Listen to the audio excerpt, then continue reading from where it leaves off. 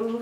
Alors, pour commencer déjà, j'ai vu que vous aviez une formation d'archéologue botaniste, ce qui m'a interrogée, parce que comment quand on est archéologue botaniste, on devient expert en thé-outils, connaisseur? Exactement. L'idée en fait assez simplement, c'est que une obsession pour moi depuis très jeune, ce sont les plantes. J'ai grandi à la campagne, dans un milieu très végétal, et du coup forcément j'ai eu besoin de comprendre. J'ai commencé en archéologie avec le rôle de la plante sur les civilisations préhistoriques, et ensuite j'ai voulu m'intéresser plutôt à une plante un peu plus vivante et arrêter de travailler sur des graines et des pollens fossiles ou sédimentaires, et avec l'idée donc d'avoir une plante que je pouvais manipuler, que je pouvais raconter, que je pouvais boire. Le thé faisant partie de ma vie, c'est devenu une évidence à un moment où j'ai voulu me consacrer totalement, pleinement et professionnellement à cette plante. Et donc ici dans votre boutique, magasin, qui est un petit peu comme une petite maison, on a vraiment l'impression d'être en Angleterre. Il y a la reine Elisabeth un peu partout. Comment ça se fait en fait que cet univers il vient d'où? Cet univers il raconte à la fois tout mon parcours et c'est mon ADN totalement, entre campagne anglaise et puis tradition française. Et je voulais, quand j'ai pensé cette maison de thé, j'ai absolument voulu faire un lieu qui raconte aussi le produit. On a tous l'image du thé anglais, et donc pour moi c'est une évidence en fait, avec en plus tout le temps que j'ai passé en Angleterre, de faire un lieu qui ressemble un petit peu à l'Angleterre, et comme on aime souvent le dire, un petit peu aussi au Morvan d'où je viens. D'accord. Et du coup vous êtes passé aussi chez Fortune? Alors l'idée a été, je suis passé par plein de maisons qui toutes plus ou moins m'ont apporté m'ont formé sur des approches différentes du produit. Je suis passé par des maisons anglaises, par des maisons françaises, et puis à un moment j'ai voulu voler de mes propres ailes pour raconter mon idée et mon goût du thé, à savoir le thé naturel. Ça c'est votre marque de fabrique, donc c'est quoi le thé naturel? Comment ça se... L'idée du thé naturel, déjà avant tout, c'est un thé le moins transformé possible, si je puis dire, donc où on ne va pas rajouter d'arômes, on ne va pas rajouter de parfum quel qu'il soit, et c'est surtout une idée de comprendre en fait sa production et de comprendre qui est derrière ce produit, et puis la notion de terroir. Donc pour résumer, c'est un thé totalement naturel, avec une transparence et une traçabilité maîtrisée. D'accord. Et aujourd'hui, en France, en fait, finalement, il n'y a pas énormément de thé naturel, il y a beaucoup de thé trafiqué? Aujourd'hui, en France, on a énormément de thé parfumé. On a des grandes maisons sur la place du marché qui en ont fait leur fer de lance, si je puis dire. Et il commence à y avoir du thé naturel, il y en a de plus en plus, heureusement, mais c'est aussi parce que le consommateur prend conscience aujourd'hui qu'il faut consommer différemment. Il s'interroge un peu plus sur ce qu'il consomme et de la façon dont il doit le consommer. Et la notion de traçabilité, de transparence et de circuit plus ou moins court est aujourd'hui une évidence. L'idée, c'est qu'il coche toutes les cases. Donc c'est un produit à la fois totalement éthique et solidaire, donc où l'idée c'est que les personnes qui vivent et travaillent dans ces plantations vivent décemment et véritablement et dans de très bonnes conditions, les meilleures possibles, et ensuite que la démarche agricole respecte l'environnement, et ensuite de se poser la question aussi que en travaillant mieux en fait la terre, en travaillant mieux et en respectant mieux l'humain, en fait on a un meilleur produit in fine qui fait forcément beaucoup plus de bien au consommateur final. L'idée du thé naturel, enfin comme moi je l'entends, c'est si je veux faire un thé à la rose, je vais prendre un thé noir ou un thé vert et je vais y ajouter des boutons de rose et des pétales de rose. Et si je choisis correctement mes produits, aussi bien mon thé que mes boutons de rose, en fait, j'aurais pas besoin de rajouter autre chose pour le parfumer. La même chose avec l'orange. Si je veux faire un thé à l'orange, je vais prendre des morceaux d'orange, et la qualité de mes morceaux d'orange qui vont infuser en fait dans mon mélange va faire que j'ai pas besoin d'y ajouter d'arômes. Après, l'avantage des arômes, c'est que ça baisse le coût de fabrication, et ça va permettre une plus grande longueur de vie, longévité dans le temps du coup du produit. Donc on va passer d'un produit qui va avoir une durée de vie et un parfum qui va avoir une durée de vie de 6 à 8 mois à un produit qui va pouvoir avoir une durée de vie de 4 ans.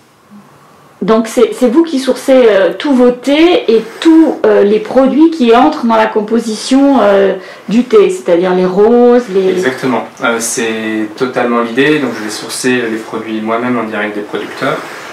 Il peut arriver que le schéma local de commerce du thé sur le pays producteur soit différent et ne permette pas en fait, d'être en contact direct avec le producteur. À ce moment-là, on peut avoir un intermédiaire.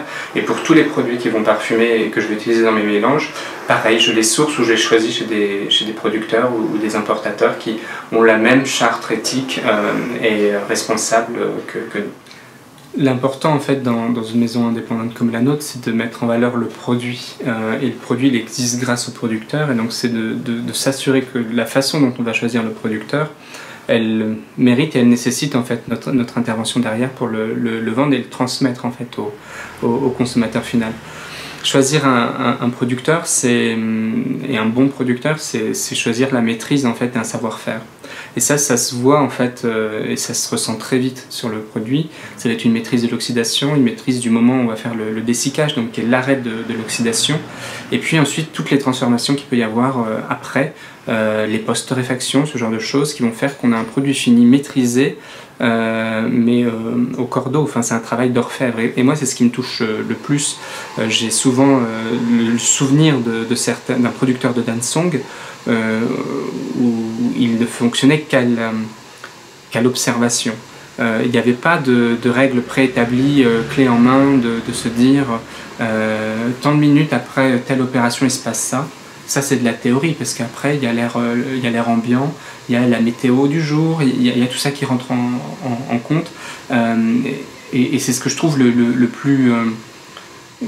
plus fou en fait dans le monde du thé, c'est se dire que on peut tout maîtriser, on peut aussi ne rien maîtriser, et que chaque jour il y a des producteurs de thé. Moi je pense au thé des Wuyishan par exemple, avec les thés de roche, où chaque jour pendant quasiment 3 mois ils peuvent risquer de perdre toute leur récolte parce qu'il suffit qu'il y ait 1 seconde de torréfaction, de cuisson en trop, et le produit est foutu et n'aura pas du tout en fait la finesse qu'il devrait avoir in fine.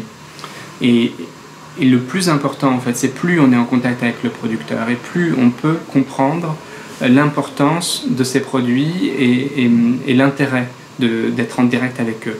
Si je choisis un thé sur un catalogue, il n'y a aucun intérêt parce que je vais pas comprendre en fait toute la démarche. Quand je suis sur place et que je rencontre en fait un producteur, je vais commencer par voir en fait l'attention qu'il a pour ses arbres, pour s'étayer, et ensuite que je vais voir tous les gestes qu'il va mettre en place pour transformer la feuille. J'ai la matière pour être serein, pour revendre et revendiquer ce produit et le transmettre. Moi souvent je pars toujours du principe, et j'ai toujours été surpris qu'en Europe on mettait beaucoup en avant en fait des grandes maisons de thé très tapageuses avec un fort marketing, mais qui ne parlaient jamais des producteurs. Alors que sans le producteur en fait je suis rien. Moi je suis juste le passeur, et en fait moi j'aime cette idée de me dire que je suis le passeur du produit et que je suis juste là pour donner les clés. C'est ce que j'ai fait aussi dans le manuel, de donner les clés pour mieux consommer et consommer plus éthique et plus sain. Et là sur la table, il y a plein de petites théières très, très jolies, qui ressemblent à une dinette. Vous pouvez nous expliquer qu'est-ce que c'est ? Le principe en fait de ces théières, c'est la pratique du Gong Fu Cha, qui est une méthode d'infusion traditionnelle chinoise. C'est assez simple en fait. Dans ma théière, je vais mettre la même dose que si j'utilisais de thé que si j'utilisais une théière d'1 litre. Après, la seule différence va être le temps d'infusion, puisque le volume d'eau sera beaucoup moins important. De cette façon-là, je vais réussir à développer en fait les arômes, avoir des arômes beaucoup plus concentrés sur le thé, et avoir un jeu de dégustation avec des passages successifs sur les mêmes feuilles.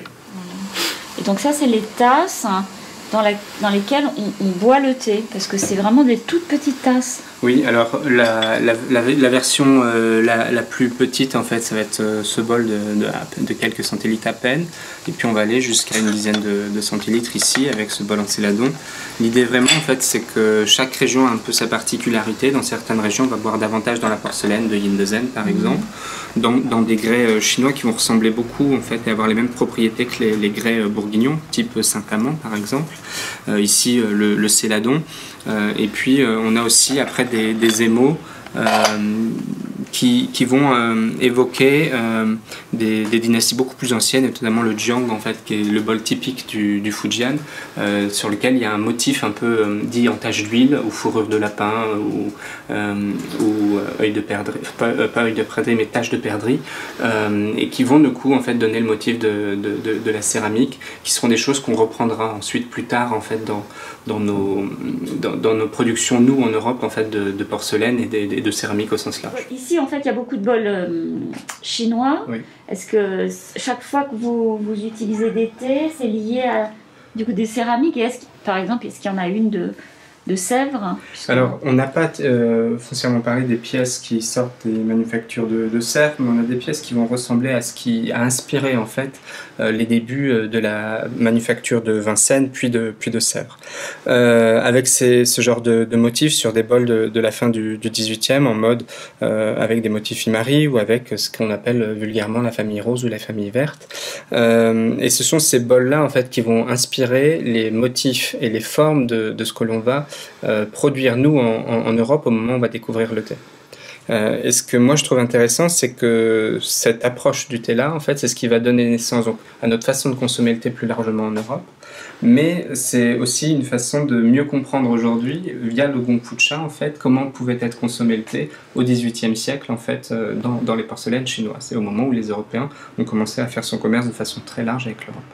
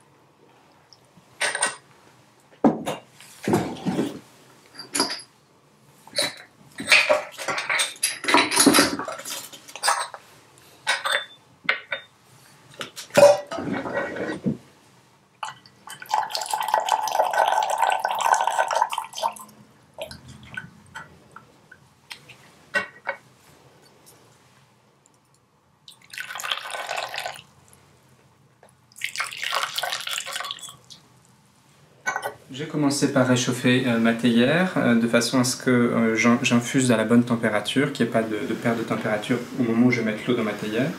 J'ai mis ensuite mes feuilles à l'intérieur, ici donc les feuilles d'Antiguanine du Fujian. Et j'ai ensuite rincé mes feuilles, ce qui a permis en fait de commencer à ouvrir les feuilles qui sont enroulées sur elles-mêmes. Et ensuite j'ai mis l'eau chaude, une eau à 90 degrés, en infusion, une infusion assez rapide, puisqu'en fait on est sur un tout petit volume d'eau, que j'ai ensuite retransvasé dans ma verseuse pour permettre le service de toutes les personnes autour de la table. Donc là on est sur un thé bleu vert du Fujian, de l'Antiguanine, qui est intéressant parce que c'est un façonnage en fait en tête de libellule, comme l'appellent les Chinois, mais qui est très clairement une petite perle. Et on voit en fait au moment où on commence l'infusion que la feuille va se déployer et qu'on a une feuille qui est quasiment entière. Il nous manque à peine 1,5 cm de chaque côté de la feuille. On est sur une variété de thé qui est intéressante parce qu'elle va développer des notes fleuries à l'infusion. Souvent le goût du thé est fabriqué à la base déjà par le cultivar. en lui-même. Et ensuite, ce qui va être intéressant, c'est qu'on est sur un thé qui va supporter, justement au Kombucha, des multiples infusions. On va pouvoir faire jusqu'à 7-8 passages sans aucun problème. Des notes qui vont se développer donc plutôt végétales, humides, avec une pointe de fleurs, en fonction de nos références culturelles. Moi, il m'évoque beaucoup la fleur de lilas, mais de manière générale, on pourrait y retrouver quasiment tout type de fleurs blanches, jusqu'à la tubéreuse si je poussais davantage l'infusion, que je faisais une infusion un tout petit peu plus longue. On est sur le Fujian, qui est une région que je trouve très intéressante, puisqu'elle permet de balayer quasiment la totalité des familles de thé existantes. Du thé blanc, puisque c'est la région originelle véritablement où on fait tout ce thé d'aiguille, le Yinzen et donc tous les thés blancs.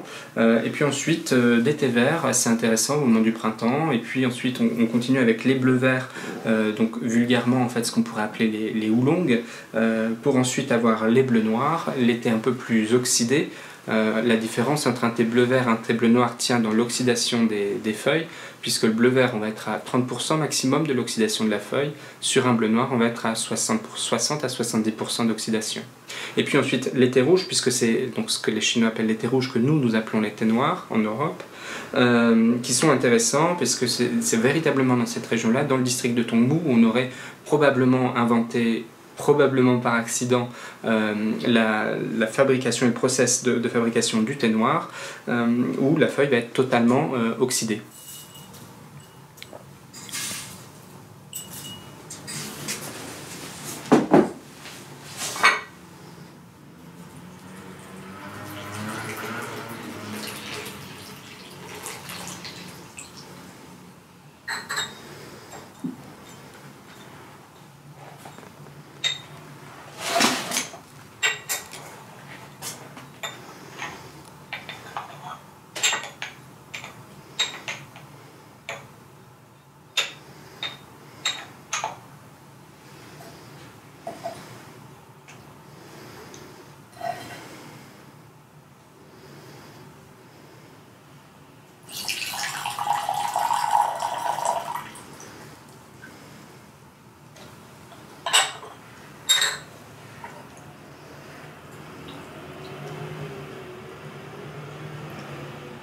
Ici on est sur un thé bleu-noir, donc un thé un peu plus oxydé, une oxydation à 60-70% des feuilles, toujours dans le Fujian, dans le district des Wuyishan, donc une chaîne montagneuse assez intéressante, puisque un sol très minéral, très acide, avec très peu de terre, beaucoup plus de pierre que de terre, et le théier absorbant tout ce qu'il y a dans le sol, en fait, va retranscrire ces notes minérales en tasse. C'est un thé que je trouve très intéressant puisqu'il va être oxydé partiellement, c'est un vrai travail d'orfèvre, et ensuite il va être torréfié et à faire un système de quasi post-cuisson pendant plusieurs mois, où on va le repasser en fait dans des fours de façon à fabriquer le goût et à s'assurer d'une chose, c'est que la feuille n'a plus du tout d'humidité à l'intérieur, puisque c'est tout le travail quand on fabrique le thé. Avec la difficulté sur celui-ci, c'est qu'il est récolté en fait généralement en pleine période de pluie assez intense. L'idée, c'est véritablement en fait au travers et du manuel et de mon travail en fait au quotidien, de donner les clés en fait au consommateur pour comprendre ce qu'on va lui raconter en boutique. Des fois faire la part entre la dimension marketée du produit et la vérité et la réalité du terrain, et puis être en mesure aussi de poser les bonnes questions à n'importe quel marchand de thé pour savoir si le thé qu'on va nous vendre en fait va correspondre véritablement à notre goût et à nos attentes. Donc ça va être de demander si, en voulant rentrer dans le détail, est-ce qu'on a la possibilité de connaître le type de cultivar en fait, dont il s'agit, donc la variété du théier qu'on va avoir utilisé pour fabriquer le produit. Et ensuite, ça va être de poser la question sur la dernière date de récolte, sur est-ce qu'on est sur un arrivage frais, est-ce que l'on va être sur un produit 100% naturel, ou est-ce qu'on va avoir un ajout d'une façon ou d'une autre d'un parfum, alors soit un parfum synthétique, soit un ajout de pétales de fleurs ou de morceaux de fruits. Ça va être aussi de poser la question sur à quel moment de la journée je vais pouvoir le boire, pour être sûr que ça corresponde à à votre planning, si je puis dire, de moments où vous allez vous accorder un temps pour boire un thé. Et puis, ça va être aussi de poser la question de combien de temps je vais pouvoir le stocker. Et de le mettre en lien aussi avec la date de récolte, de savoir si le produit a été déjà stocké 1 an et que c'est un thé vert par exemple japonais, et qu'on vous dit vous allez pouvoir le stocker 6 mois, ça va être vrai et faux, votre produit ne sera pas mauvais à boire mais il va perdre énormément de fraîcheur, ce qui est tout l'intérêt du produit.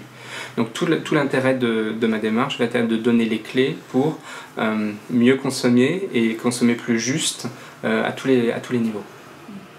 Ça, on le retrouve dans le manuel. Et ça, on le retrouve dans le manuel pour s'initier au thé naturel aux éditions de l'Épure.